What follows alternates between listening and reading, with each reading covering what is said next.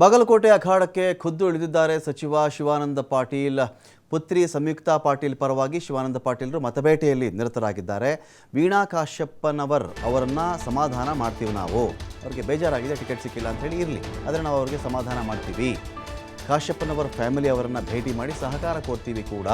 ಕಳೆದ ಬಾರಿ ವೀಣಾ ಕಾಶ್ಯಪ್ಪನವರಿಗೋಸ್ಕರನೇ ನಾನು ಕೆಲಸ ಮಾಡಿದ್ದೀನಿ. ರಕ್ಷಿತಾ ಈಟಿ ಅವರು ಕೂಡ ಪಕ್ಷದ ಜೊತೆಗೇನೆ ಇರ್ತಾರೆ. ಸಂಯುಕ್ತಾ ಪಾಟೀಲ್ ಗೆಲ್ಲಿಸಬೇಕು ಅಂತ ಹೇಳಿ ಇಬ್ಬರು ಕೂಡ ಶಕ್ತಿ ಮೀರಿ ಪ್ರಯತ್ನ ಮಾಡ್ತಾರೆ ಅಂತ ಕೂಡ ಪಾಟೀಲರು ವಿಶ್ವಾಸ ವ್ಯಕ್ತಪಡಿಸಿದ್ದಾರೆ.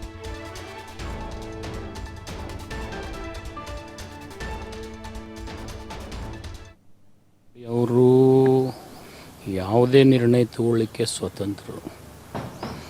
ಇದನ್ನು ವರಿಷ್ಠರು ನಿರ್ಣಯ ತಗೊಂಡ್ಮೇಲೆ ಅವ್ರು ಈ ಬಗ್ಗೆ ಚಿಂತನೆ ಮಾಡಬಾರ್ದು. ಯಾಕೆಂತಂದರೆ ಹೋದ ಸರ್ತಿ ಅವರಿಗೆ ಟಿಕೆಟ್ ಕೊಟ್ಟಿದ್ವಿ, ನಾನೇ ಸ್ವತಃ ಉಸ್ತುವಾರಿ ಇದ್ದೆ, ನನ್ನ ಶಕ್ತಿ ಮೀರಿ ಪ್ರಯತ್ನ ಮಾಡಿದ್ದೀನಿ. ಅದು ವಿಜಯಾನಂದ್ಗೂ ಗೊತ್ತಿದೆ. 100% ಇನ್ನೂ 100 ಸರ್ತಿ ಪ್ರಯತ್ನ ಮಾಡ್ತೀವಿ ನಾವು.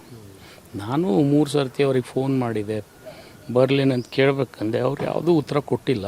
ನೋಡೋಣ. ಅವರು ರಕ್ಷಿತಾ ಇಟ್ಟಿ ಅವರು ಓಪನ್ ಆಗಿ ಹೇಳಿದ್ದಾರೆ, 4 ಪಕ್ಷ ಏನು ನಿರ್ಣಯ ತೊಗೊಂಡಿರ್ತೀನಿ ಅದನ್ನು ಹೇಳೋಲ್ರಲ್ಲ ನೀವು. ಕಣ್ಣೀರು ಎಲ್ಲರಿಗೂ ಇರ್ತದೆ ರೀ. ಯಾರು ಟಿಕೆಟಿಗೆ ಅರ್ಜಿ ಹಾಕಿರ್ತಾರೆ ಸಿಗಬೇಕು ಅನ್ನೋ ಆಸೆ ಇರ್ತದೆ. ಸ್ವಾಭಾವಿಕಲ್ಲ ಅದು.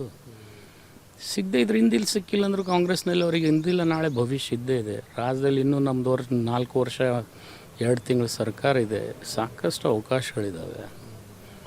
ಈವನ್ ವೀಣಾಗೂ ಮಾಡ್ತಾರೆ ಏನಾದರೂ.